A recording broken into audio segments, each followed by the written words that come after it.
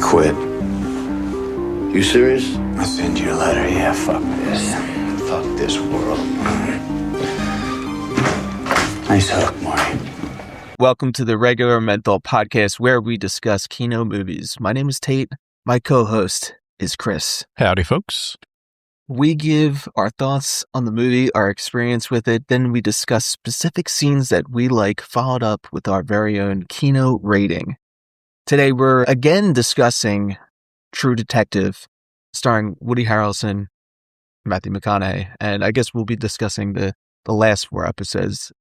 The prior episode of Regular Menthol, we discussed the first 4 episodes, so there you have it. Yeah.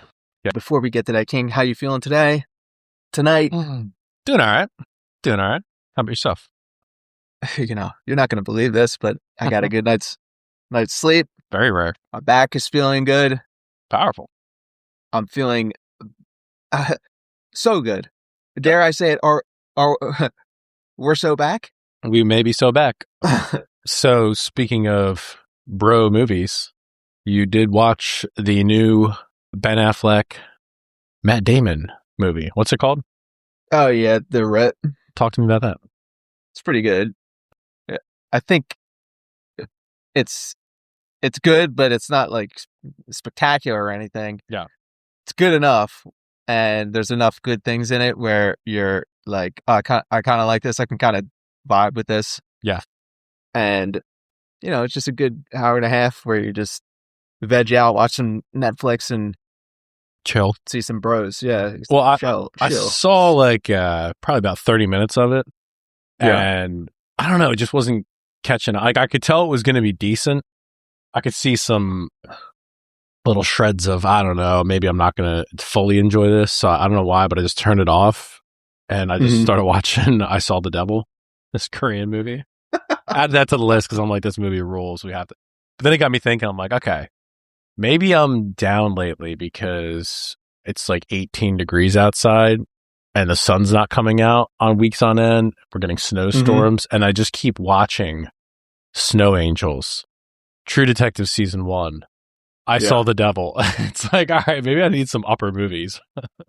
It could be. I mean, it definitely is getting to me, the seasonal depression. Mm-hmm.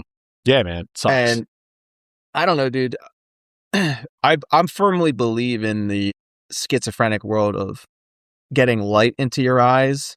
God, dude, that's not changes not only just your depression and everything, but like your whole body. It's healthy for your whole body. Like in the morning, getting that sunlight into your eyes are connected to your brain. Your brain makes hormones. Yeah. It sends signals to your body to make hormones, you know? I think that's all related. And I don't know, man, I hate these 3 months. And I so look forward to when the clocks move. Oh, yeah, dude. March. And the best. That's the best thing ever, dude. Because it used to be me and you were working together. We just straight up didn't see the sun. Oh, yeah. Walking out to our cars at like 6 o'clock at night. No sun. Oh, remember it used to be 8 o'clock? Mm-hmm. We'd leave at 8. We'd get there at 10. And if it was a cloudy, cast over day or whatever, minimal sun. Yeah. You're seeing. And then and we're sitting in that warehouse, no windows or anything. We just don't see the sun all day. Leave, it's dark out again. So depressing. I always look forward to the clocks moving forward. Or black, I forget what it is. Yeah, I forget what it's. Spring forward is what it is. I don't know. They're going to do away with that eventually, apparently. Who knows? It's all dumb shit. Well, we should probably get into this because I think we got a lot to cover here. Yeah, there's a ton here. Fun facts. Talked a lot about them last week. There was one that I kind of omitted that was noteworthy, I would say, and that was they filmed this in Louisiana to take advantage of tax credits. I did not know that. That being said, they filmed everything in 100 days. Now, generally speaking, a full season of a show is 3 to like 9 months. So the fact that they cranked this out in 100 days, I can't stress enough that they had to be so organized. Like you just watch these different scenes and they'll just cut like exterior shots, you know, just random locations for like little short scenes. And it's like, okay, they shot this in 100 days, dude. It's and pretty impressive. Not only organized, but committed to the craft. Like, everyone probably read the script and was like, this is a banger. Mhm. I know ahead of time this is going to be good. Yeah. Just based on what I'm reading. Let me fully commit to the process. Well, just not Right. only that, but just the casting of it, dude. You'll see there's quite a few scenes where there's extras in the background. Like, you got cast and directors getting them organized. Mhm. Now, mind you, there's a bunch of scenes where it's just one of them or two of them together, but there's enough scenes that, 100 days is impressive. That's all I'm saying. So, Yeah. Oh, it is impressive. Yeah. but yeah, we got a ton to go on here. So let's jump right into these Kino scenes here. Episode 5. Go ahead. Well, yeah, episode 5 starts off with Rust and Ginger, who he in the previous episode kidnapped, meeting DeWall Ledoux at a bar to do this fake, Dude, what a name. DeWall. coke trade. DeWall Ledoux. You want to talk about lifers? DeWall. So DeWall just kind of glances at him, says no. Basically, he just doesn't he doesn't like the way Rust looks. Yes, dude. Which I kind of think is funny. Yeah. I don't know if that means he thinks he's a cop or he just straight up. You ever just have someone? Yeah, dude. That all the time. That's pretty much everybody. Total judgment. Yeah. Total judgment. Like, you just look at their face and you're like, I don't know whether it's some kind of DNA instinct. Yes. Or you're like, I'm not going to like that guy. 100%, dude. This is real life stuff. 100%. Come across it regularly. And DeWall says this thing, like, I can see the soul at the edges of your eyes. It's corrosive, like acid. You got a demon, little man. Now, this is people kind of like this line and everything. And DeWall always struck me as just some guy who would get over by saying weird shit and acting weird. But in reality, it was just some stupid dipshit. Yeah. Yeah. He's just... Is he a lifer? Is he a lifer? Well, he's certainly a lifer. I mean, he's like this meth cook guy. But, dude, this guy, I just love this. This might be one of my favorite scenes, if not my favorite scenes in the entirety of the season. Because, like, if you notice, when he's getting up, he's like, I'll see you again. He's like, if I see you again, I'm putting you down. To Rust, he looks over at Ginger and just doesn't say anything. And then he looks back to Rust. And then he just gets up and walks away. It's like, it's just so, I don't even know, dude. I just love it. The energy of that scene just kind of rules. But yeah, DeWall's an absolute lifer. And then, like, he walks out of the bar and everything, and Rust and Marty follow DeWall to his and Reggie's little weird cookhouse out in the wilderness. Reginald Ledoux. And just the look of Reggie is just unbelievably insane, dude. Potent mix of these satanic and Nazi tattoos. And, I glom onto this philosophy of these guys. Reggie mentions to Russ that time is a flat circle. Yeah. And, Russ tells him to shut the fuck up. Russ calls, it's some kind of Nietzschean philosophy thing. It must have stuck with him, though, because later he's being interviewed by the two detectives, and he basically just parrots the same Rust. Like, he expands on the philosophy of what this weird meth guy was telling him. Talking about Rust.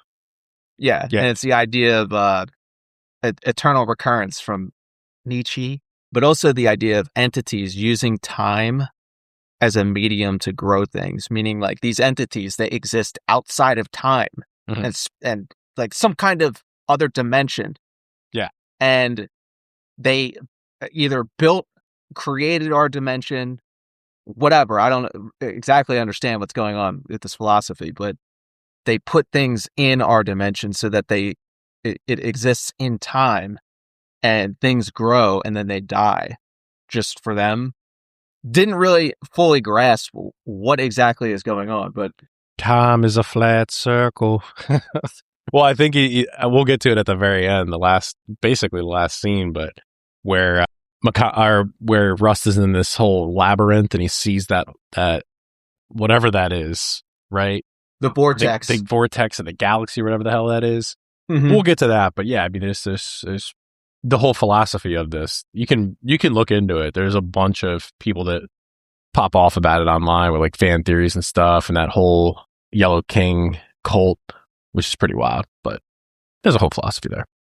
Well, before we get into that, I just want to say, like, the Nietzschean idea of eternal recurrence is where it's a thought experiment where what if when you die, you just live your life over and over again? Yeah. Right? Now, imagine for a second. We're talking earlier before we started recording about how many calls you've taken Yeah, dude. at your job. You just go, it's the same life over and over. Imagine that. But are you conscious, though, when you start this new life? No. But the idea is basically, what do you do in the future if you believe that was true? Would you truly live in the future the way, like by repetition, or would you just live every day in the moment? You know what I mean? You'd have to live every day in the moment because you don't know that you're living this new life when you start that new life. That's the thing, yeah. And no one believes that that's actually going to happen. Right. Just a theory. So they don't do that, right? But it is interesting. But yeah, I'm living every life. I have 16 years of taking calls from China Bar. But it's interesting because that obviously that scene is completely insane. Where you're referring to when they shoot Ledoux. Yeah. But if you notice right away, I don't know if you caught this, but Russ doesn't immediately console the kids, right? He walks away and he has Marty go get the kids, and then he starts cleaning up the scene. I don't know if there was something about that. We always talk about with Rust with, kids and all that, and he's kind of weird about it. I don't know if you have a thought on that, but it's just weird how he was rushing to get the scene cleaned up. I get that, but I didn't know if there was any undertones of where he sees this and he's just triggered. Yeah, he doesn't want to deal with these messed up kids because it's going to trigger him and his own daughter and everything. But also there's the idea that Marty's in such an emotional, insane state right now that he just shot this guy in the head, that Russ probably understands that this guy's not going to do it right. I have to kind of take control here and clean the scene because he's in an emotional state and just losing his mind. It's nice how he's like, get the cuffs off before the blood starts to... Yep. It's pretty... Instantly on the ball. Yeah, he just locks right in. But he starts firing off that... Well, I don't know if... You correct me if I'm wrong, but I thought this was initially a Thompson because of that, the drum magazine, but it looks like an AK. Yeah, just like a drum magazine on it, right?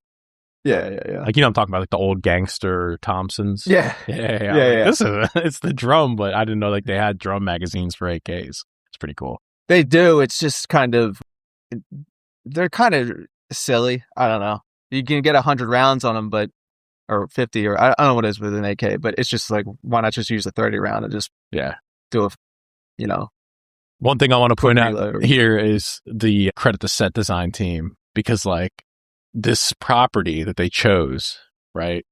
They probably contracted it out and, doctored it up to make it look like this not like a meth lab or whatever property. But like you could think that shit was already just there and they just started filming on location. Like, all right, done. We found our place for these two dudes are like hanging out this shithole. Right. But it's like this dilapidated, isolated place. And it's like perfect.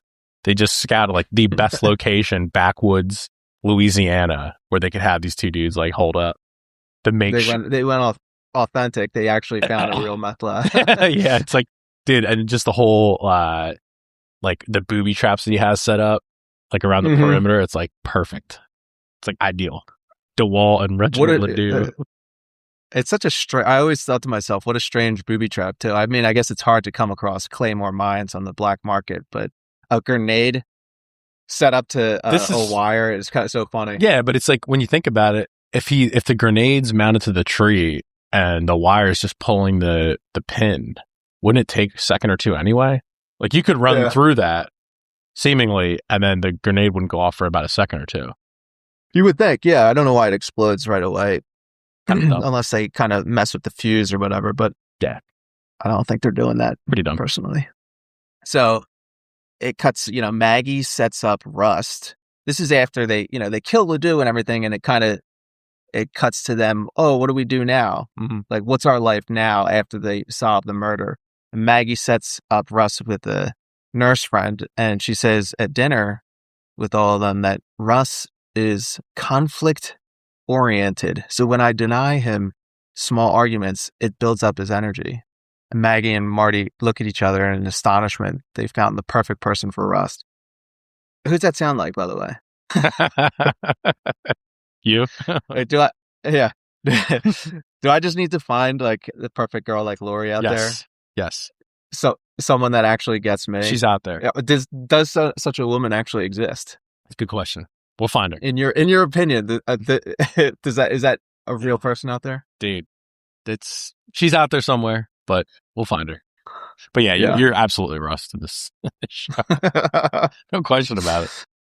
So time shifts forward again, and Marty's older daughter is troubled and getting a ride home from some kids from school. And this just had to I guess this is my thing every week where I just talk about trucks. Huh? That. Oh my God, what an awesome Gen 2 Bronco these dudes roll up in. Dude. I'm like, dude, I think like Ford Broncos are that's kind of like my car where I just want to get a Ford Bronco from the old ones. Even the new ones are all right, but like the old ones are really my cup of tea. And it's like, I don't know. I have every day, I just have this debate. Which generation is the best Ford Bronco? Well, so this is supposed to be so Audrey's older, 16, 17 or whatever. This is back when they keep referencing 2002? Yeah. So this is probably a 1980s, 90s Bronco. So the one they roll up in is the Gen 2 Bronco, which is the 70s. It's when the original Broncos look like more like a Jeep, and the Gen 2s, they put them on the truck frame. Yeah. I think late 78 and 79. Yeah. And then 80s, they come up with the Gen 3. They look great. But just incredible, dude. Like, imagine if the car companies just started making they have the designs still. They can't. There's not enough tech in them. Do you see them Broncos? Do you like the new Bronco? It's cool looking and everything. I don't like it. It's just like they're not the same, like in terms of how it looks, how rugged it looks. Yeah, it's never gonna look that way again. Greg Jennings has a 96 Bronco or something, and what he did was he took the car and then he just put all the modern stuff inside. Yeah. So basically, you just take what I'm saying is, why doesn't a car company be like, hey, why don't we just take the exact look of the car from, I don't know, 1978 and then just put the modern shit inside? Because I don't think that anyone, there's probably a niche market of people who want that, but I think people want more streamlined, up to date, looks cooler. I don't know about that. I'm going to say square body, Chads.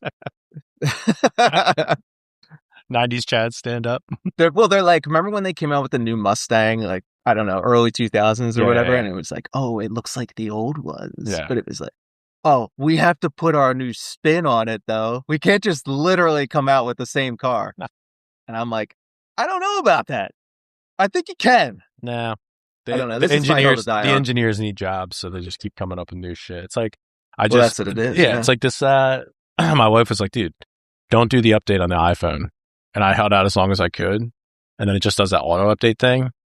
Bro, I'm like, it's supposed to update all the apps that I have. So the ones that I routinely use are now 10 times more difficult. I'm like thinking to myself, why not just leave it as it is? And it's not just a facet of me being used to it.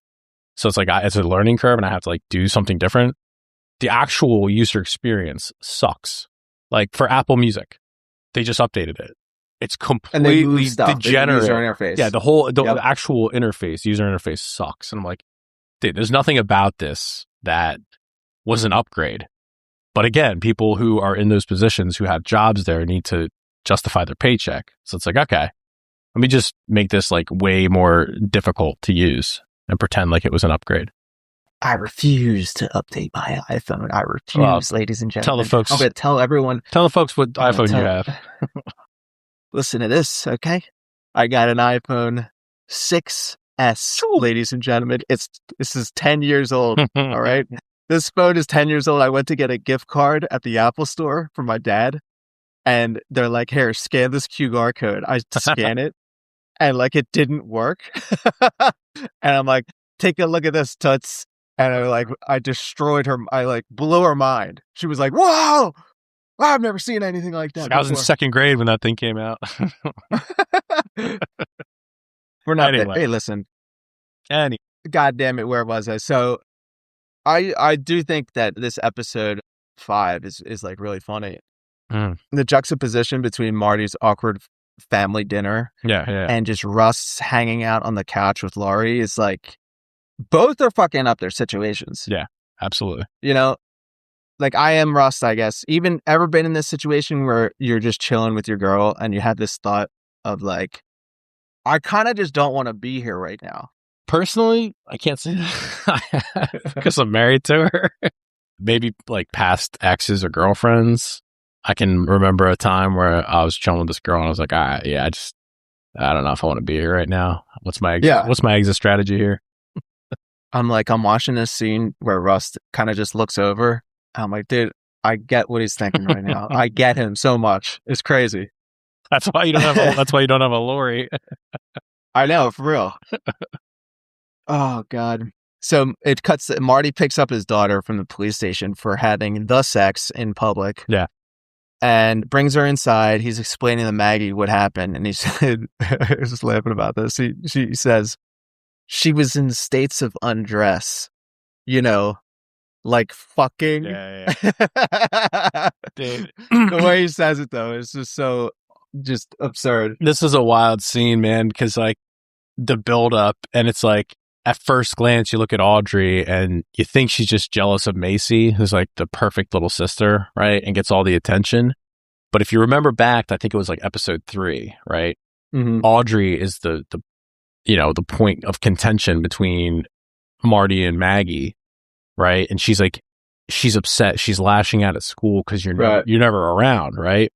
So here you have Marty slaps her in the face, right? She says "fuck you" to him. And it's I don't know that's going to stop drive. It's going to drive a further wedge between the two of you, dude. I don't know that smacking your 17-year-old daughter, or 16, whatever she is going to be the way you handle this. Maybe, and just maybe you communicate with her. Because you have him basically coming at her at dinner saying how she's dressed. And then he further comes down on her subconsciously by propping up Macy for making the cheerleading team. And it's dude, that's just not how you handle it, bro. But as we know with Marty, the guy just doesn't handle any situation whatsoever. But I ask you, who's at fault? Who's at fault here? What do you think's at fault? Marty's at fault. Yeah. Because the reason why she's acting up is probably due to Marty being a fucking maniac earlier in her life and not being in her life at all. And also the fact that, if you hit your daughter, it's what is the daughter supposed to think about that? She has to live in this house. I probably talked about this last episode too. Yeah. But it's or in the Snow Angels episode, your daughter has to live there. She has to rely on you for food, protection, and, a roof over her head. Now she can't trust you because you're flipping out, hitting her. And there's basically the response is just going to be shut everything off. Right. And there's that old philosophy of, the expectation or, kids see how their parents interact and how each parent is, and their expectation of men, the way their father is. So it's bro, you're not setting a good example for what the expectation for men should be. You know what I mean? It's just Marty's just an absolute simpleton. What a guy. Hey, it seems like he's not cut out to be a family man at all. He's not. He just checks the box. He falls into having the perfect. He falls into having a perfect family, and then just ruins it, which we'll get to. But you see that example, perfectly when they get to Ledoux's property and Duval, and Russ says to him, he's like, "Did you ever go hunting, Marty?" And he's like, "Yeah, I bagged a 10-point last year." He's like, "No, I'm not talking about just putting out your feet and having them come to you just shooting." He's like, "You're an asshole, man." It's he just checks off all the boxes. You know what I mean? He's just kind of with the whole drinking thing. So he's just kind of cruising through life, thinking he needs to check off all the boxes, right? Mm-hmm. And it's just I don't know. So you could make the argument that he's got a better life than Russ, but does he? Well, I think at one point they mentioned how Russ knows who he is. Marty, I guess Maggie's saying this. Yeah. Russ knows who he is. Right. Exactly. Marty doesn't know. Now, Rust's problem is more extreme levels of pain and depression. You know what I mean? But as we'll get into it later, but yeah, the question you start having to ask yourself, whose life is actually better? Right. Because Marty's is almost as much of a disgrace. Mm-hmm. Every actor in this show, down to the last extra, is absolutely incredible. This might be one of the only shows that nails it. That has that. Yeah. Yeah. Just every goddamn role in this show is played by some just random dude who just kills it. It's unbelievable. Yeah. For very good casting. Absolutely. This guy, plays Guy Francis, this guy that killed people in a pharmacy, and Russ is in the interview room kind of working him. Mm-hmm. Another guy that's just like unbelievable dude. Another actor. Yep. And he gets him to confess to a murder. Guy starts freaking out, asking for a deal, saying he knows the Yellow King, something only Rust and Marty would know. Right. Because they're only people involved in the investigation. And Rust comes back the next day and Guy committed suicide. Right. So something I didn't pick up on originally is one of the officers that's, they're going back on the tape looking at what happened, and the two cops come and tell them, like, your lawyer's calling.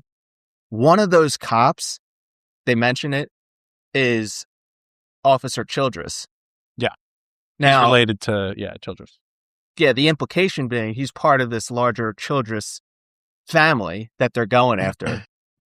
Also, Ted Childress, the sheriff at the beginning of the show, where they were looking for that missing girl who Steve was working under at the time. Yep. Another Childress there. So all these Childress people are in on it, basically. Mm-hmm. And they mention it at the end, like, we didn't get them all. It's like, there's all these guys around who they pepper through the show. They just throw at you little bits and pieces where you got to pick up on it. And I didn't pick up on this the first time. Mm-hmm. I just, but the dude, what's his name? Guy Francis or whatever. He's just like so dummy that he's just like, he's trying to, he believes firmly that Russ is going to help him through his alibi. Russ is like, yeah, go with that. Then dude, he's like, really?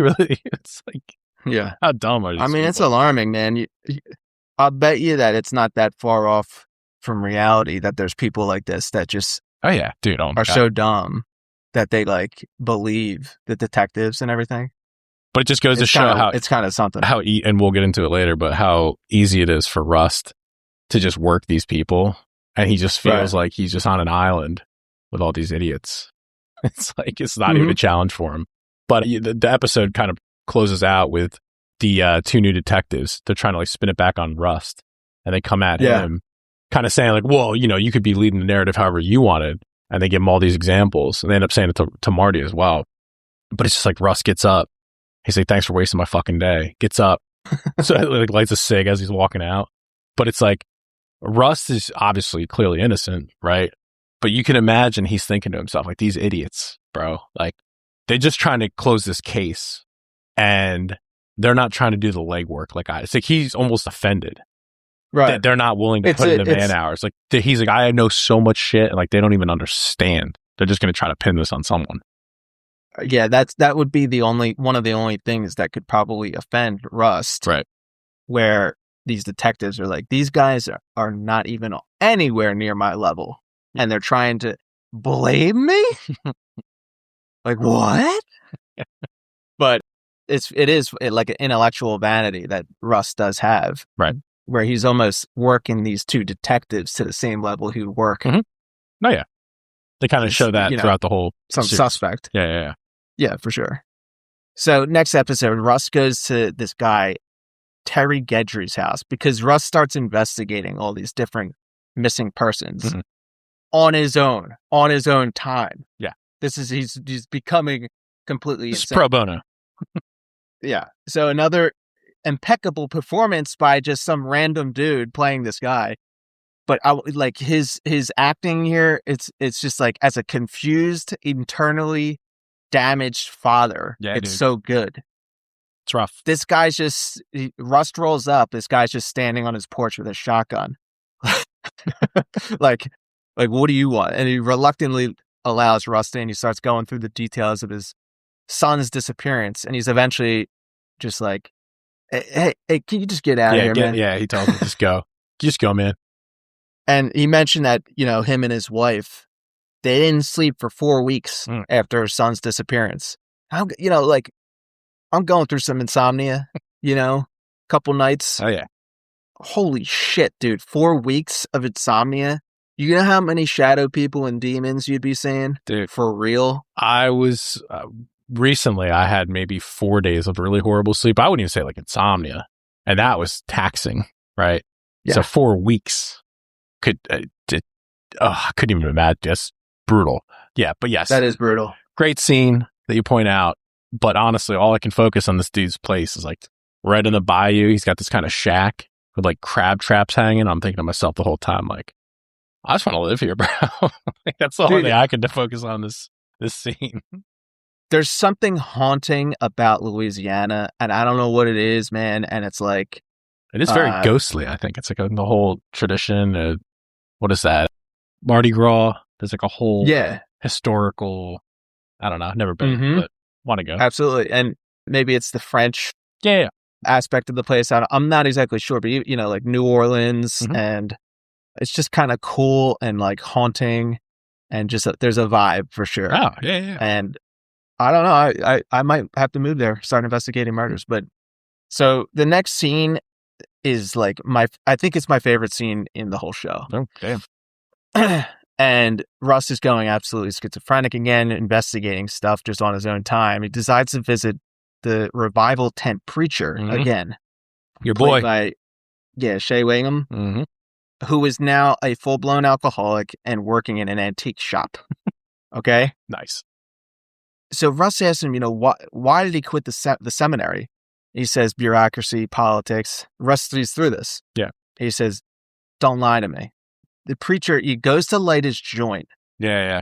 Reluctantly looks up at Rust for a split second, then looks down, lights his joint, and tells him the real story. Yeah. And it's like that little subtle exchange. Yep. Yeah, like it's like he's saying with his eyes, can I trust this man? You get the impression that he's told this story to people before that don't believe him. Well, yeah, because he proceeds to tell him the story of they tried to silence him when he came forth with this information. So he's like, yeah, right. Well, you get that through the whole show. Everyone's like, I shouldn't be telling you this, dude. Like, he's getting too close to the sun. Exactly. Now this guy has to size up basically anyone that he tells it to. So he's got a detective. Think about Rust for a second. Rust starts going crazy and thinking, who can I trust? I don't know who's involved in all this now, because if they're going to cover up some of this stuff, I have to now investigate this stuff on my own time and just figure it out. But I can't trust anyone.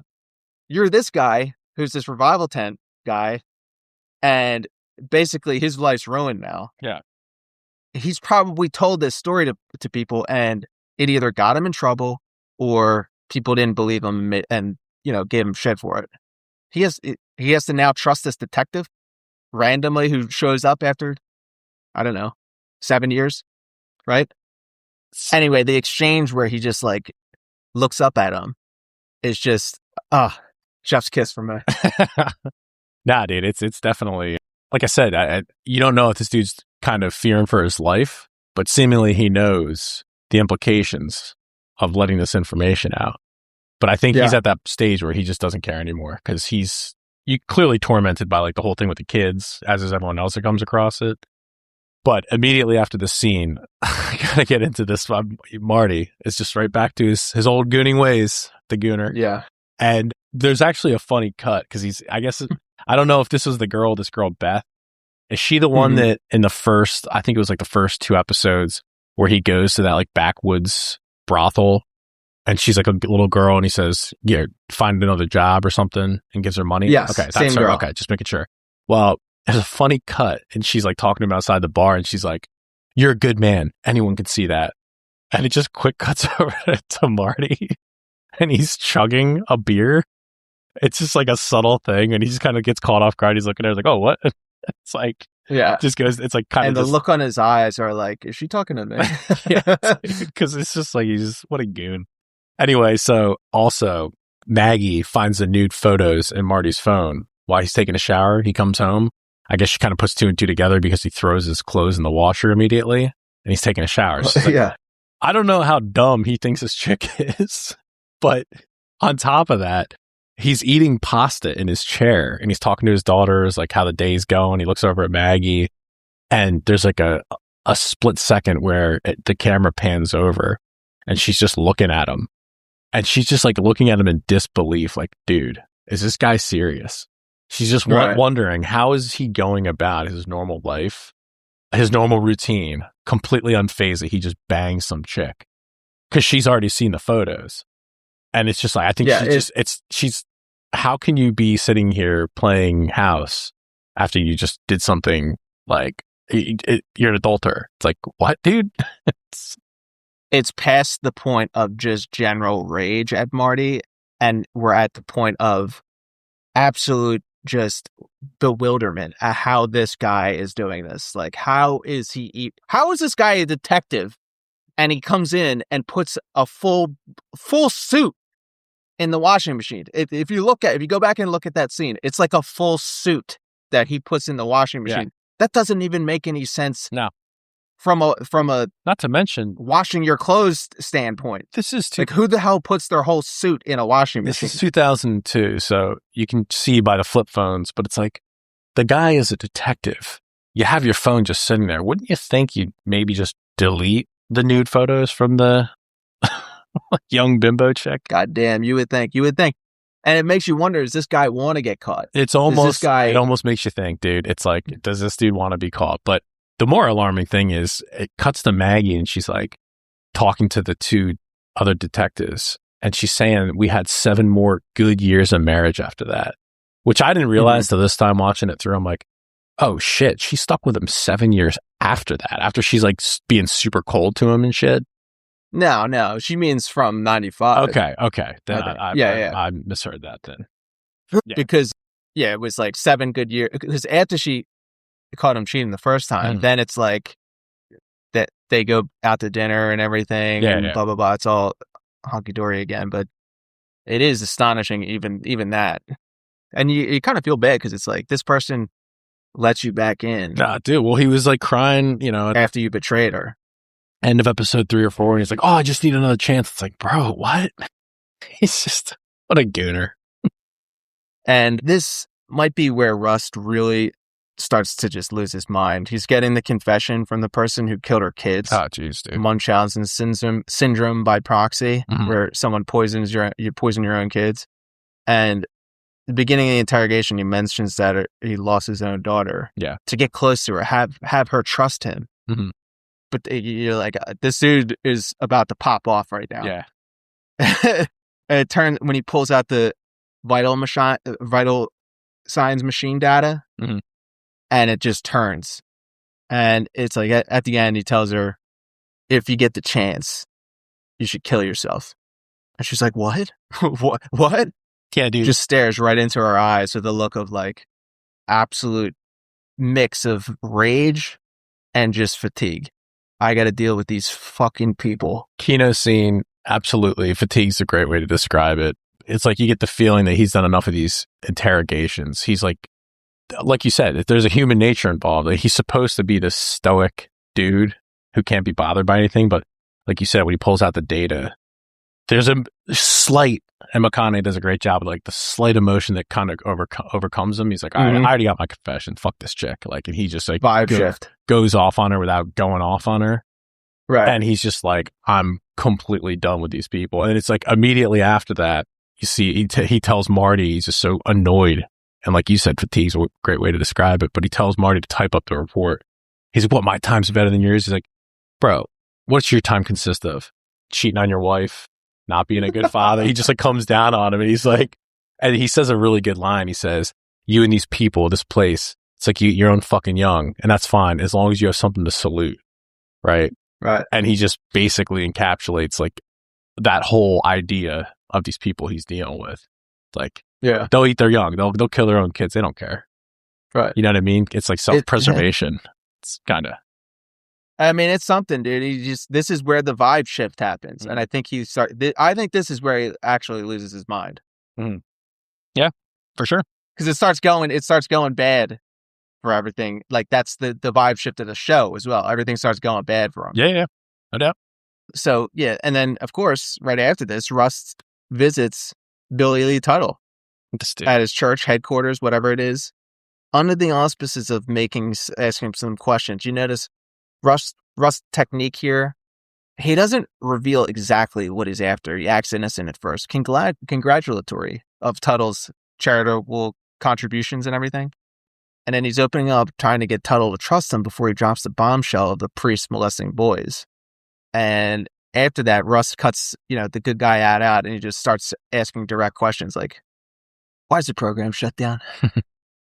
And if you look at Rust during this exchange, he's studying Tuttle's facial tics and responses, reading them to see if he's telling the truth, right? So you start out innocent, building the guy up, getting some familiarity with him, some rapport, and then you start peppering him with hard questions, and you read how he reacts. Right. Yeah, dude, this is it's a really good exchange. It's a good scene. It's like Tuttle says a line that kind of stuck. He's like, "It's hard to trust a man who can't trust himself with a bottle," right? And Russ is just looking at him like, "You fucking scumbag, dude! Like, you're talking to me about not trusting guys who can't, handle their liquor. Meanwhile, I know exactly what you're doing. Like, you absolute scumbag." It's like so good, that exchange. But I'm watching it. I'm like, they casted again. We keep beating a dead horse, but it's like the perfect guy. This church leader guy, not even a reverend anymore. It's like you always see those, I don't even know what they're called, evangelical mega preachers or whatever. It's like these dudes exist in real life, do they not? Oh yeah, these Tuttles. I mean, when you say do they exist, you're talking about like the guy that was saying he had a private jet. Yeah. He looks that like crazy a demon. One, yeah, absolutely. It's like a meme. Or Joel Osteen or whatever his name is. Yeah, for sure. Now, I mean, are they, raping kids and sacrifices? I'm not sure. But, I mean, probably, like, we were talking last episode about the Franklin cover-up a little bit. I mean, like, this whole story is real. Yeah, I read that this is based on the murders. I don't know, the Franklin one, that was Nebraska, correct? Yeah. But this is supposed to be loosely based on murders that actually happened, I think, in Louisiana. Or somewhere down. Yeah. Unless it's two separate things, perhaps. But the thing is like, there's so many different cases of like this weird shit that is real where we don't even have to go into like specifics. Like everyone knows that these people are real. And it's like, it's alarming, dude. Like this is like, if you really think about it and really go down these rabbit holes, number one, you can't really do anything about it. But two, it just makes you depressed. It certainly makes you depressed, dude. It's kind of alarming stuff. It's sad to know that this shit's out there in the real world. This is followed up by an epic scene. This is one of my favorites, where Rustin and Marty are getting bitched out by this hero tag team of Major Leroy Salter and Commander Speece. You know who I'm talking about?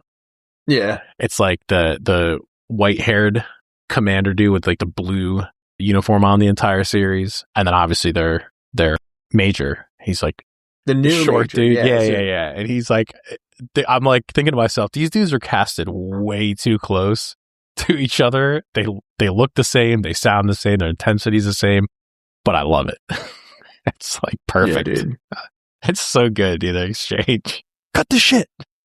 You and you. Cut the shit, Cohle. Yeah.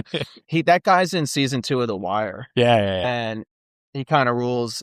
I can't even think of anything else he's done. I'm sure it's one of those guys where you see him. He's good for like those one or two things, and he just does it really, really well, kind of thing. Yeah, for sure. Kills it. Yeah. Maggie goes to Russ in order to seduce him. Now, this is kind of like, this is just crazy, dude. Kind of makes me mad at her. Makes me mad at Maggie. She's simply just using Russ to get back at Marty. Right. Absolutely diabolical and unkind. Russ realizes after what he's done, he's become a coomer. Oh, boy. For one brief moment, and he flips out at Maggie. Yeah, he's dude. like, get the fuck out of here. And it's like the actual reaction that I have when I coom. Just anger. I just Dude, I get really angry. McConaughey's acting here is just peak, I think.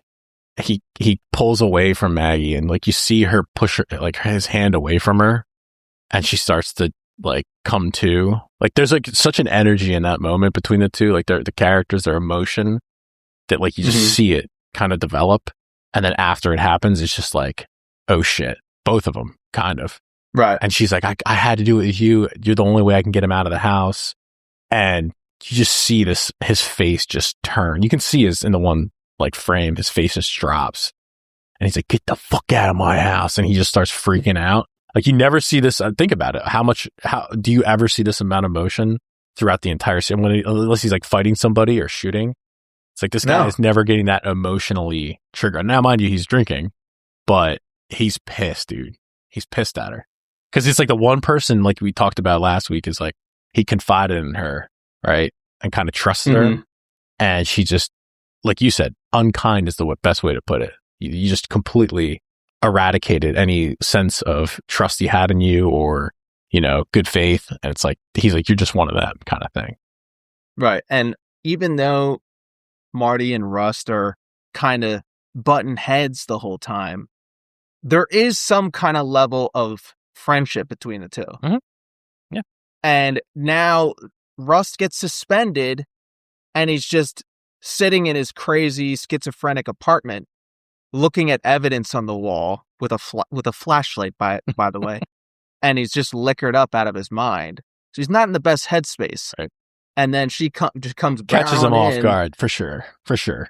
But the next scene though is where Maggie finally confronts Marty. And this scene, dude, is like one of those that'll pop up on YouTube, just random movie clips. And this is a powerful scene, dude. It's like Marty's coming in. Oh, hey, hon, typical. And she's just sitting there like stone cold. And she's like, sit down, Marty. I have to talk to you. And she's like, I fucked someone, yada, yada, yada. And he starts to get like a little bit more uneasy. And she's like, it was Rust. Yeah. It was your partner. And dude, he just goes from like 0 to 100. And it's like, he's so angry, but he still has no ability to take any shred of accountability on this. So he gets right up in her face, his typical tactic. Like you said, he protrudes his lower lip. And it's like, bro, what's going on here? And she has a great line where he like puts his hand up on her and she's like, do it. That way I can explain to the girls. It's like, bro, what in God's name are you doing, dude? I just still can't get over this character. It's just how dumb he is. Like, yeah, see, I think Marty is one of the most insane characters in this show. Obviously, Russ is... Oh, he's like, absolutely nuts. Well, that's the whole point, that Marty, they both have their things. Marty, I can't understand. Yeah, well... Rust, I get. I get Rust. But Marty, I don't get at all. Do you know what I mean? I don't know. Maybe you can kind of fill me in, like, because, you probably you've had family life and everything. But it's like the idea that you're, like, I don't know, not wanting to be there is so crazy to me. Dude, it happens, I guess I would say. I can't personally relate to it, but I know many stories of people who would rather be elsewhere. And to your point, it's like, then what's the point? Like they just, again, it's like I said earlier, he just tries to check the box off, have the career, go fishing, watch the big game, had the wife, had the kids. And it's like, he's bored with it, moves on to the next thing. But it's like you said, he doesn't know who he is, right? It's like he's got two identities. Right. The identity that he wants to portray to everyone. And then there's the real him underneath that comes out when he lets his guard down a little bit. Right. And it's the line that he says, I think it was like episode 3 or 4 where he says to Marty, I think it was the banh mi part where they're eating the banh mi's. And he's like, well, it's just the way I can drink one beer and be satisfied. It's like, not at all, dude. That's not the case at all. Right. Like you just don't have that in you. You think you do, but you don't. You know what I mean? So yeah, unfortunately, this is a pretty normal character trait from people. So Rust goes to the station now to get his files. Mm-hmm. And because he's suspended, right? And Marty goes outside to fight him. And it looks like Rust takes a good beating, but he's in control the whole time. Yeah. Right? Yep. 2 reasons. I think he wants to punish himself. Yes. Because he thinks he deserves it for losing control in the situation with Maggie. he knows he did. Russ knows he did wrong. Yeah. You know? But he also wants Marty to feel like he beat him up so that Marty feels slightly better about the situation. Ultimate bro. And at least he could. Ultimate bro. Right. It's like he knows he can probably kill Marty. Yes. And even if you recall, he asks him about it when they're in the car towards, I think it's like later on, either episode 7 or 8. And he's like, let me ask you a question that's been bothering me. He's like, were you really going all out that day? He's like, of course I was. He knows. But like you said, he's been asking himself that since the fight. Right. Yeah. And it's a good point you bring up. It's like, was he doing this, to basically punish himself, Rust? Because like, I know I did wrong. There's nothing I can say that'll make it better. Let me let this dude get a couple shots in on me. That's going to make him feel better. He did it with the kids. You're never going to be able to talk it out with Marty. Yeah, he did it with the 2 guys that slept with his daughter. So it's like, all right, yeah, that's his way of unleashing. I'm going to just let him do work. Simple as. Yep. And then we go to the next episode after that insane fight. And a great choreographed fight, by the way, I might add. Really well done. And it's like when he throws him into the truck and he shatters the back tail light. Really good choreography. Or when he just tackles him and jumps into him and tackles him on the ground. It's like he just full out spears him. That's a good. You're so right. That's a good tackle. Goldberg. That's a good spear. You're gonna have to take that. That's one of the things you learn in martial arts is how to take a fall like that. Yeah. Dude, looks so great. That's perfect choreography anyway. For sure. But it's funny you mentioned that tail light because the detectives get rid of, like, Marty is like, I've had enough of this, and just leaves. Right. And he's driving home, and all of a sudden Russ starts following him. Yeah. Beeping at him, telling him, putting his lights on, telling him to pull over. And you notice that the tail light on Russ's truck is still broken. Meaning he just never bothered to fix it. Love it. So Marty and Rust, they meet at a bar to discuss helping each other solve the case. I think I identify with Rust the most out of all of them. I guess he spent 10 years thinking about this conspiracy, just going crazy. Mm-hmm. Like, how many times have you heard me just pop off about the so-called sprawl? Considerable amount, dude. If you're just talking conspiracies, it's like, yeah, they'll take you down a rabbit hole for sure. But no question about it. I mean, you are literally Rust to a T. I sort of, God, they must have made the character after you. He's like, he makes a good point here, though. If you notice, he goes, well, if you wouldn't have clipped Ledoux, we would have got the killer out of him anyway, right? He says it to Marty. He's like, because Marty's like, I'm not helping you do shit. And he's like, well, we would have got our guy if you didn't just emotionally just rage shoot him like you do everything else in life, right? Right. So, and it makes Marty kind of storm off for a second, yeah. And then he's like, you owe it. Russ kind of convinces him, you owe it. Yeah. Catch our guy.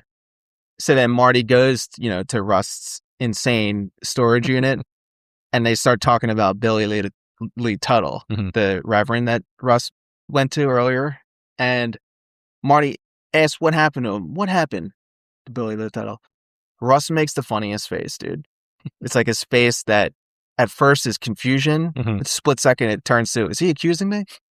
Like he like twists his face real quick while smoking a cig. Yeah. And it's a beautiful facial expression. Well, I think they say that he did. I mean, it could have been Russ, but the implication was there, once that got out, that he lost the stuff that was in the safe, Tuttle, that the people that are even higher than him were going to come after him and kill him. So I guess he died by an overdose, quote unquote. But I guess the idea was those people bigger than him, full of drugs. Yeah, they just killed him. So yeah, it's like, and Russ basically just explains that to Marty, like calm down, dude. Like this is what happened. He decides to break into Billy Lee Tuttle's house for evidence. Yeah, he finds it, and what people found out, like we said, they probably killed him, right? But the line of this exchange that always sticks with me is Rust saying, before he explains this, he goes, "I was aware that I might have lost my mind." Yeah, dude. Which is a rare kind of thing for someone like Rust, someone like me, dare I say, where we have this intellectual vanity. And there is a point where you're like, I actually don't know if I'm crazy or not. Perhaps. And it's like, how do I have to break into someone's house, do a home invasion, because there is this kind of fine line where these people that get into conspiracies fall into the totally crazy shit where, you know, you're following some kind of thing you're on, and then all of a sudden you're into flat earth. All of a sudden you're into QAnon and like Tartaria. Yeah. And like we know people, we've seen them. We've seen people go absolutely berserk over flat earth amongst friends, and it's not a pretty picture, man. Like, you get those day one. They'll go on Facebook. Those new age flat earth guys or gals, and they'll just pop off. It's like they go on Facebook and start popping off about, you know, QAnon. It's like, I think a bunch of normies. Didn't boomers get into QAnon for a while? Yeah. And it was because it was like their first exposure to 4chan or something. So all of a sudden they start seeing stuff on 4chan and it's like, oh, dude, this is the inside information. Not realizing that 4chan is completely like insane, like nonsense 99% of the time. Yeah. You have to sift through all this insane stuff to find like a golden nugget. But yeah, like all these people, they get into this stuff because it's like, oh, dude, I never heard this. This is crazy. And it's like, once you are exposed to one thing, then everything must be questioned. Oh, man. Now it's all one big conspiracy. Right. Yeah, I'll go down the conspiracy rabbit hole pretty deep, but some of them are just, all right, dude, there's not enough evidence there. But but at some point you go, I think I might have lost my mind. Well, that's exactly it. Yeah, I try to stop myself before I get to that point. So Marty goes back to see Maggie, and I guess she's got her life together. She's making money. The girls are doing great. He's completely flipped his life around and just a complete degenerate. But it's a funny thing that she says, wow, even after all you've been through, just like that. Basically saying, so you guys are talking again. Oh, and you're going to help him out, even after everything. Yeah. And it's like, dude, Maggie, do you not realize that they're true bros? Like, this is the way that this works. I think chicks don't understand this. This is like, they don't get true it, bros, I should say. True bros. It's like, you'll never be, for example, I mean, how long have we known each other? 10 years. 10 years. Okay. Do you recall a time you've ever been mad at me? And if so, how long did it last? Honestly, dude, I don't remember at all. Literally. Ever being mad at you. Like, it's never happened. I can confirm it's never happened. We've never argued. But why is that? How long would it last? It'd last like 5 minutes probably, because I'd be like, well, yeah, because we're friends. This is dumb. And it's like, we also didn't sleep with my wife, like, so to be fair. Well, that's true. I mean, that would put a wedge between someone's friendship, but it does seem like at the end of the day, bros before hoes. Like she just won't be able to understand this. Now, he did say like it took some convincing, right? But how much did it take to convince this guy? Not much. They go get a beer together after like 12 years. And he's like, listen, I'm not listening to this. And then Russ is just like, yeah. You got to do it. You got to do it. Yeah. He's like, damn, I guess you're right. Show me what you got. Minimal convincing. I love it. So, yeah, like we find out Marty is actually a private investigator now. Yeah.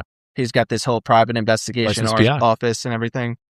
And Russ and Marty regroup in the office, and you know, out of nowhere, Russ just starts asking Marty, you know, how he's doing in his life. If he's seeing someone, takes Marty aback. Like, I don't think you've ever asked me a personal question before. But God damn it, dude, this is depressing. This scene. Very depressing. Very depressing. You know, this whole show is depressing and everything, but this is just really, it comes out of nowhere. Mm-hmm. You don't expect it, and it just hits you. And it's like, it shows him on Match.com. Oh, yeah. Looking at profiles. And him at his house with a microwave TV dinner. Like, this guy could have had a beautiful family, and he fucked it up. And it's like, by some miracle, they get the family back together again, and decides to just fuck it up again. Yeah, the show does a really good job with time, because they keep going back and forth between 95 and 2002, and they do a really good job at showing you just the first, I guess, 4 to 5 episodes. It's like this, we talked about last week. So the first part, it's like everything's like heightened. It's like super quick. Everything happens so fast, and you get all this stuff happening. It's like Now you get to see the long play. Now you get to see where the repercussions of this dude's actions. And grass isn't always greener, my friend. It's like, exactly, dude. Bro, maybe you should have just had your shit together a little earlier. Because you're going to end up on Match.com drinking beers, eating TV dinners like, by what yourself. If you could somehow like tell your 60-year-old self, could directly communicate with them now, and that guy could talk back to you and tell you the future, would you believe him? You know, like, could old Marty eating that microwave dinner somehow communicate to his younger self? Like, no, the answer to that is no. And here's why. Don't bang that girl. Because young Marty is sheer. It's the scene of Back to the Future where Biff tells younger Biff, idiot, just take this thing. I mind you, it's like the guy from the future, but he looks like him. He's like, you can be a millionaire, right? Yeah. Impulse. They just go off of impulse. Marty is an impulsive guy. So he would have listened to him for 30 seconds. And he's like, okay, well, when this opportunity arises and I'm drunk, I'm just going to bang this chick. Right. He's not going to think about it. No accountability. Right. It's hard. It's hard to watch. Yeah. But, you know, Russ isn't much better. He's a bartender in this shitty bar. Yeah. He goes to work and goes home and drinks. And you get the sense, though, that it's somehow better with Rust because he actively wanted this life. Yeah. It shows him drinking in his backyard, reading a book, looking into the sunset. A punished man, but punished by himself. Yeah. Yeah. Which I think is slightly better. It's a slightly better, even though it's not ideal situation, obviously. You don't want to see this guy in pain. Yeah. I think Rust is different, though, because Marty made his choices. Rust, it was bestowed upon him, losing his child. Yeah. And, you know, it kind of goes hand in hand, then losing the relationship. The cases I've heard of, it's pretty hard to come back from that. So the difference being is Marty chose this, Rust did not. So what would have Rust, the real question here in this entire series is, what would Rust's life look like had that not happened to him? Right. You know what I mean? I think he'd be a normal dude. Yeah, he'd be a great detective, but not full schizo mode where he's just like going 3 years undercover for the DA. I'll tell you what he would look like. He'd look like a guy, like the two detectives that are interviewing there you go. Marty and Rust, except he would be perfectly fine with Ledoux being the guy that killed him. Right. And never start the investigation again. Right. But because, you know, Russ is completely like depressed and everything, he starts the investigation again because he's schizophrenic mode. Mm-hmm. Yeah, he'd have a wife and kid to go home to, and it's like, okay, I can hang it up on that. I feel pretty satisfied with this investigation. You know, go no further. Go no further. Yeah. You know, Russ and Marty, they go and interview this old woman who worked for Sam Tuttle back in the day. This old black woman who I guess was some kind of like maid or something. Yeah, she's okay. And she starts popping off when Russ shows her the devil traps. Like, you know, Carcosa. Carcosa. Like, rejoice. Death is not the end. And it's this point in the show where I'm like, what exactly is going on here? I mean, with the killers. Yeah.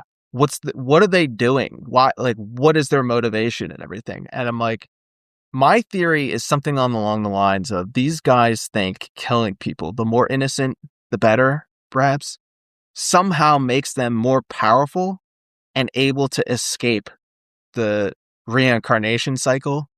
Mm-hmm. Like, they're able to escape and get outside of space-time, like these entities that look outside and create time. Yeah, I mean, to kill things they all seem to be aware of it, of that whole philosophy throughout the series. What's going on there, right? Like, what? So I don't know. I think that we're talking about conspiracy going on the rabbit hole. Is like, isn't that the same concept, kind of paralleling that adrenochrome thing? Is it not? Perhaps. Kind of. Are you familiar with that? I'm sure you are. Well, normies know about this concept, so it's like, yeah, it seems to me like it's kind of paralleling that. You know what I mean? So I don't know, but yeah, it's seemingly all the characters know about it, but that seems to be the motivator. The best I can say, or they're just like sick shits. Because at the end, Errol's talking about ascending, and it's like, what are you ascending to exactly? What are you trying to do? And I don't know. You know, Carcosa, rejoice. So none of these guys really have a healthy fear of death because they don't think death is the end. Right. Yeah, it's a good point.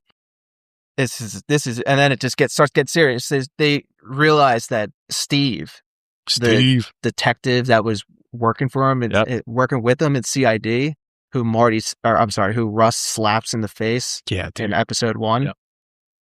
They get Steve, so Marty starts befriending him and hanging out with him. Steve's now the sheriff of this county, which I don't know if you're familiar with sheriffs. A lot of power. Or not, but they have a shit ton of power, and it's questionable whether anyone can actually arrest them. Yeah. So, I mean, some counties in the country, some states you can't. They're like the highest power. Yeah. Literally. And they're elected by the people. Yes. So it's like a different thing. It's not like an actual cop. It's like a dude elected by the people. So, Marty gets Steve onto this boat and keeps asking about Marie Fontenot, the girl that went missing in the very beginning. Because apparently Steve, when he was working for the sheriff's department back before CID, was the guy who took the case. Yeah. And Steve gets wise of what's going on, and Russ comes out holding him gunpoint and says, "You're out of your jurisdiction, Sheriff." Dude, again, like you said, hero actor, killing his small bit role. The only thing I could pay attention to the entire time of this, though, was when him and Marty are playing golf, and he's got his firearm in his holster behind him. Now, not the weapons expert here, but was that and I'm going to throw this out there, was that a Colt 1911? Yeah. Was? Oh, yeah. Nice. Yeah. All right, I got one. I can just tell. I can tell at this point. The chromed out, blinged out 1911, just open carrying. And I'm like, dude, if I was a sheriff, I think I'd probably be doing the same thing. 1911, they're practical for that? I don't know if they're... Seems like a pretty large... Impractical, exactly, except for the fact that it's true. I mean, you're throwing your weight around for sure. Yeah. You're basically saying yeah, I got a gun. I'm a cop. What are you going to do about it? Yeah. I'm the sheriff. Little excessive. But that takes us episode 8, the final chapter here, if you will. We'll start off, I'll just say, excellent casting with Earl and Betty. Just Earl, what a name. Earl and Betty Childress. I guess they're cousins or something, this incest kind of thing going on. But this guy, Glenn Fleshler, I don't know if you recall this guy. He was kind of the dude back in this era, this 2014 era. And it's weird 100%. Because I looked it up and he's really not doing too much. He's doing one movie a year. Shows kind of here and there. I think the guy's a great actor. Yeah. He was a big thing back then. He was getting casted for a bunch of movies, if you recall. Yeah. Let me say this. There seems to be a trend where there's a really popular show and there's a actor in the show who everyone loves. But that's kind of the best thing that he's done up to that point in his career. So this is him being exposed to the world. And then you just see him in a couple roles after that. Oh, there's that dude from that show. Yep. Right? And then it was kind of what I felt with this guy. I remember he was in that show Barry. Yep. Barry. He's been in a couple other things. But pretty funny show, but yeah. You have Ann Dowd, who plays Betty, and she's a very, very familiar face if you watch a bunch of shows and movies. And Handmaid's Tale comes to mind, The Leftovers, and anything she's in, dude, all the credit to her. She absolutely nails it. She plays, she's kind of the same character a lot, but, she plays a simpleton here, but absolutely nails it. Anything she's in. Oh, yeah. So, excellent casting, like I said. It is from their perspective. Every other episode, it's from either Marty or Russ' perspective. Yeah. Did you notice that? Yeah. It's a good point. This one starts with the killer. Yep. Yeah, good point. So in the previous episode, they handle the videotape. So this is the evidence that Russ got from Billy Lee Tuttle's house. It's a videotape of these guys, I guess, molesting a girl in the woods. And they handle it with those gloves. I don't know what you call it. They're for surgery gloves or whatever they're called. And it's so that they don't get their fingerprints on it. Yeah. Right? They frame him. Then they make Steve in the boat take the tape out and put it in the machine. Yes. And it's then it gets his fingerprints on it so that they could say, now they found the tape in Steve's possession if Steve comes across them. Brilliant. Brilliant. Brilliant work, gentlemen. Brilliant work. The True Detectives. This whole series, it basically focuses on Russ being this intelligent, genius detective. Mhm. But in the final episode, look what they do. Yeah. Marty's the one that breaks the case Yep. with the green paint. He's like, you got to figure Marty's actually a good detective. You know, he's been doing it. How long? You know, There's a detective in there somewhere. yeah, 100%. And like, this guy is probably a good detective if he just wouldn't let Get in his own way. personal life get in the way. Yeah, exactly. I love that they go see this old lady at the nursing home, and she's just hammering Werther's Originals. There's like this mountain of wrappers in front of her, and she's just like, "Oh, I remember that. Yeah, the Childress boy. He's had scars on his face." Which, by the way, how many times have we like said to people, "Hey, have you seen this guy? He's got scars under his face." They just like they just hammer it home with McConaughey doing the same thing like 5 different times. Every time he sees someone, he's like, "Hey, oh, you're pumping my gas. Hey, did you happen to see a guy with scars under his face?" It's so good. Marty and Russ, they pull up to L.L. Childress' house, and Russ realizes it's the place just by looking at it and getting a feel. Was watching this, I'm thinking about how they just show up with pistols. Yeah. Now, gee whiz, I mean, imagine if this was you and you finally figured out this is the guy living out here, could be the killer. Yeah. Right? This is the guy. Are you just bringing your pistol there, bud? Because I'm bringing a rifle in the trunk, possibly some plates, like a plate carrier and stuff. Yeah, maybe it's not so subtle when I whip out my AR, but I mean, they're not exactly subtle there either. Marty just busts in the house. Yeah. So I don't know. For me, the fact that they've already dealt with DeWall and Ledoux, and these guys have ammunition, they have mines on their property. It's like, to your point, yes, I'm rolling in pretty tactical. I learned my lesson the first time. It's like, okay, dude, let me be prepared. Because they did have the AK that Russ ends up shooting. So it's like, right, you never know what this guy has. Maybe you should just be rolling it a little more late. Again, they needed the drama for the show, but you make a good point. And it's like, Rust almost has a death wish in this show. And I'm like, Rust seems to just want to match the killer. Yeah. Even. Yeah. On even terms. And it's like, face this man, just man to man. I mean, I don't know if that makes any sense, though. That is sure as shit not what I'm doing. No. I'm trying to roll there with the best possible advantage. Absolutely. 100%. I might go at night with night vision goggles. Art of War. And then in the final showdown, Errol is throwing his voice in this fort, calling Rust Little Priest, and for Rust to take off his mask. What's he getting at there, bud? What do you think? I would say shared nihilistic beliefs, maybe. I think the idea is Rust spreads bad news like a priest kind of thing. Yeah. It's like, unless it's just something. That's an interesting take. Something that has to do maybe with the Yellow King. There might be something. Wasn't it a book or something? It was H.P. Lovecraft or whatever. So there might be deeper meaning, but I think the idea is he knows who they are and he knows about Rust's character. So there's something tied to that. It's personal. It's personal. So yeah, Rust enters the final room where the sacrifices take place in this fort in their backyard. And he looks up in this circular room and sees this vortex appear. Yeah. And is Rust able to see something that the rest of the members of this cult can see? Is the vortex the way out of this reincarnation cycle that we're in outside space-time? Maybe. Or is it just a hallucination? I mean, obviously, we know that Rust has these hallucinations and everything. Yeah.